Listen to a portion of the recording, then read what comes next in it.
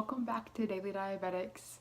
This week's theme is blank with diabetes or managing blank with diabetes. Lindsay did driving with diabetes, and I will be doing swimming with diabetes. I'm low, I just had a granola bar. My thoughts are everywhere, so I'm going to try and get through this. Usually when I'm low, my words don't come out how I want them to. I can't think straight, so we'll see how this goes. Let's see. So I was diagnosed when I was 7 and I'm 16 now. I have been swimming since I was 4 years old maybe. So when I was on the Animals One Touch Ping with the tubing, swimming was terrible because you of course had to take it out to swim, so you would suspend so you're not getting insulin while you're swimming. And I just remember after practice just my blood sugar like skyrocketing and not coming down, being so stubborn, putting on a temporary basal after practice and nothing working. Honestly, I don't know if we ever got that figured out or not. I don't really remember. And then I switched to the omnipod, which for swimming was great just because I didn't have to suspend, so I didn't have that after practice spike. But now my problem is going low during practice, and I am currently working with my doctor on fixing this. Right now we're trying a 50% basal decrease for 2 hours, like either when practice starts or like 30 minutes ahead of time, whenever, honestly, I really remember. Lindsay mentioned in her video that you really have to be aware of yourself while driving, and that kind of goes for swimming and pretty much everything. But it goes for swimming because if you're not aware of where your blood sugar is while you're swimming, that can be really dangerous. If you don't know your blood sugar before you get in the water to swim and you're low and you drop lower, that's not safe, especially if you were to go super low and like pass out or something like that, which for me isn't common, which is good.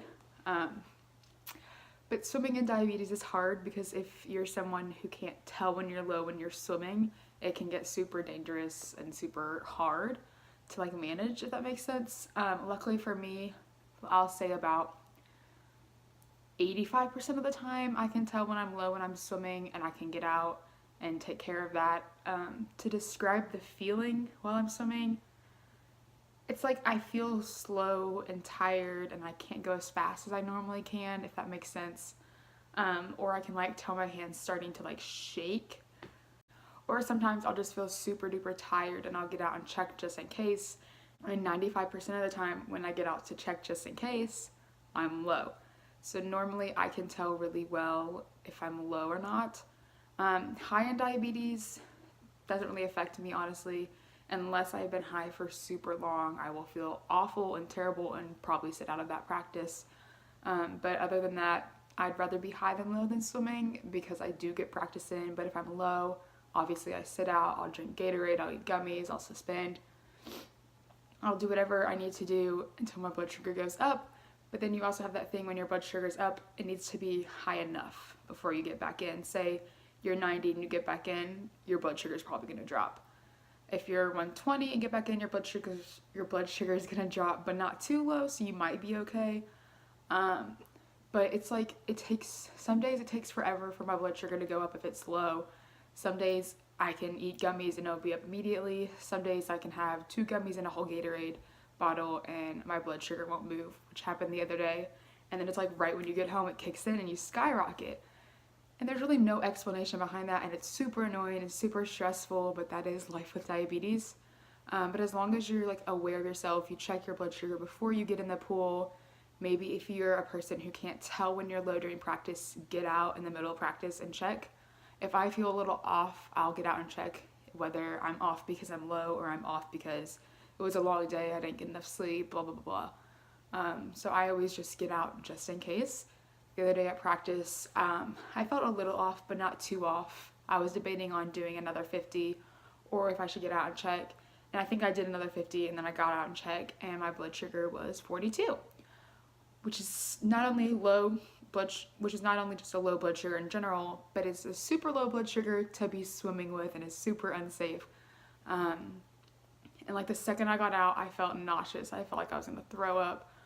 I felt like I was gonna pass out. Like I went to open a pack of gummies and eat them, and I only could eat one of them. I couldn't get the rest down, so I started to drink Gatorade.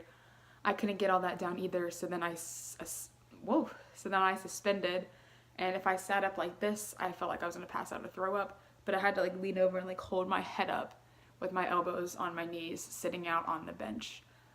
So that was stressful, and then I eventually ended up laying down on the bench. I felt so awful, and then I obviously sat out for that entire rest of the practice. Yesterday, my blood sugar going in, I think, was 90-ish, so I had a little Gatorade. Originally I had gummies, and then I went up a little bit, so then I got in just because I was tired of waiting, and I expected to get back out because my blood sugar would drop. And sure enough, I did. And I had another pack of gummies, and my blood sugar didn't really move. I had Gatorade. My blood sugar didn't really move, so I pretty much sat out that entire practice, which is super stressful, not only because A, I'm missing a practice, but B, I've been missing a lot of practice because if you didn't know, I broke my foot. It's healed now, but like I missed almost a month of practice. I missed a month of practices due to my broken foot. So now I hate sitting out practice in general because of low blood sugar, but now it's like super stressful because I'm already a month behind, plus I'm sitting out another practice because of my blood sugar. But like I said, my doctor and I are trying to work through it and figure it out. Eventually we'll find the key, but then with diabetes, the next day it's not going to work. It'll work one day, not the next day, and so we're constantly changing what I need to do. But that is swimming with diabetes. I'm sorry if I said words weird, if I said a lot, if that made no sense. My blood sugar is low. I think I got everything out that I wanted to say. I'm not sure if it was complete English, but I hope it was. If there's anything I need to clarify that I didn't like, that I said that didn't make sense or anything, check the description box. It will be typed out there. But for the most part, I think that was fine. If you have any questions about swimming with diabetes, leave them in the comments. I'll be sure to reply, or sports with diabetes in general. I did play field hockey, I used to play soccer, so I have a pretty good understanding of sports with diabetes depending, but for the most part I have the best experience with diabetes and swimming. Like I said, we haven't 100% figured it out, but that's just life. Thank you guys so much for watching. I hope you enjoyed. Again, if you have any questions, leave them in the comments. Thank you guys so much for watching.